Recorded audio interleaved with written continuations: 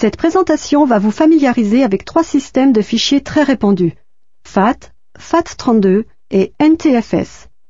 Le système de fichiers d'un ordinateur fait référence aux méthodes que le système d'exploitation utilise pour stocker et gérer les fichiers des lecteurs de disques de l'ordinateur. Les premiers ordinateurs personnels utilisaient le système de fichiers FAT, FAT étant l'acronyme de File Allocation Table, ce qui signifie table d'allocation des fichiers. Toutes les versions de MS-DOS et les premières versions de Microsoft Windows utilisent le système de fichiers FAT. Ce système peut gérer des partitions de disques d'une taille maximale de 4 gigaoctets, mais ses performances sont optimales sur les partitions dont la taille n'excède pas 200 mégaoctets.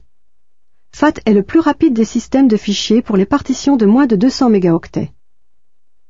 Le disque dur est divisé en secteurs dont la taille est comprise entre 16 et 64 kilooctets selon la capacité du disque dur et l'emplacement des secteurs. Le système FAT ne pouvant stocker qu'un fichier par secteur, s'il écrit un fichier d'un kilooctet seulement dans un secteur de 64 kilooctets, ce secteur ne peut plus contenir d'autres fichiers. En fait, ce fichier d'un kilooctet va occuper 64 kilooctets d'espace disque. La sécurité n'est assurée que par des attributs de fichiers modifiables par n'importe quel utilisateur, comme la lecture et l'écriture. Le système FAT ne permet pas la compression des fichiers. Le système de fichiers FAT32 est conçu pour les disques durs de plus grande capacité.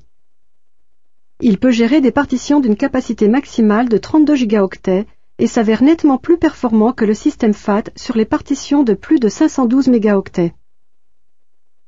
FAT32 peut réduire la taille des secteurs jusqu'à 4 kilooctets seulement pour économiser l'espace à mesure que le disque se remplit.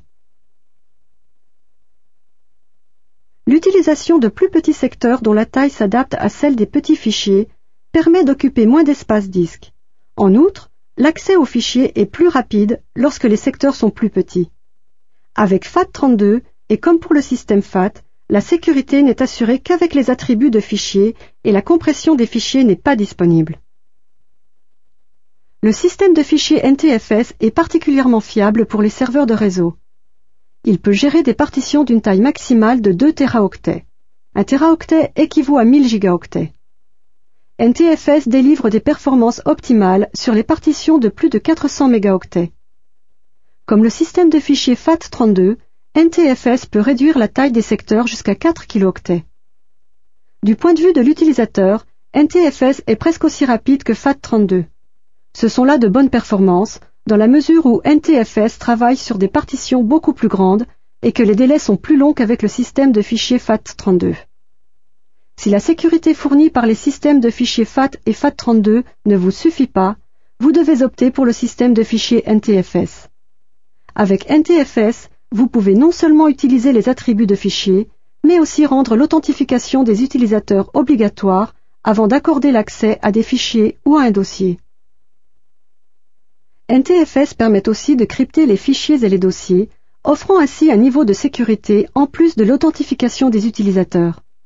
Enfin, vous pouvez utiliser NTFS pour économiser l'espace disque en compressant des fichiers, des dossiers et même des lecteurs complets.